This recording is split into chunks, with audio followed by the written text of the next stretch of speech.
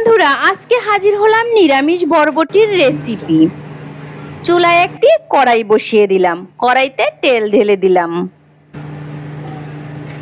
আলুগুলো ভেজে নিতে হবে। এক এক করে আলুগুলো দিয়ে দিলাম।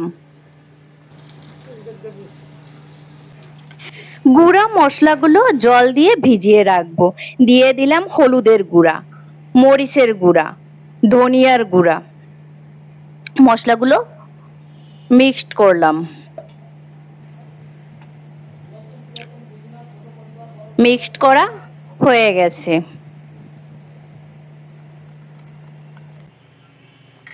দিয়ে দেব বরবটি। বরবটিগুলো তেলে আলাদা ভাজতে হবে। বরবটি ভাজা হয়ে গেছে। কড়াইতে ফোড়ন দেওয়ার জন্য তেল দিয়ে দিলাম। দিয়ে দিলাম শুকনো লঙ্কা, তেজপাতা, পাঁচফোড়ন,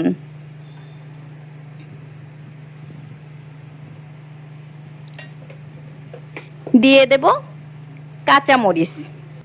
মশলাগুলো টালা হয়ে গেছে। দিয়ে দেব ভিজিয়ে রাখা মশলাগুলো। সুন্দরভাবে কষিয়ে নিতে হবে। মশলা কষানো সুন্দর হলে স্বাদ সুন্দর হবে। দিয়ে দিলাম ভেজে রাখা বরবটি, আলু। কষিয়ে নিতে হবে বরবটি আলু। লালচে লালচে হয়ে গেছে, আমার কষানো হয়ে গেছে। দিতে হবে গরম পানি। গরম পানি ঢেলে দিলাম। ঢাকনা দিয়ে ঢেকে রাখবো 5 মিনিট। 5 মিনিট পর চলে আসলাম। আমার রেসিপি কমপ্লিট। এখন পরিবেশন করব। দিয়ে দিলাম উপর দিয়ে জিরার গুঁড়ো ছিটিয়ে।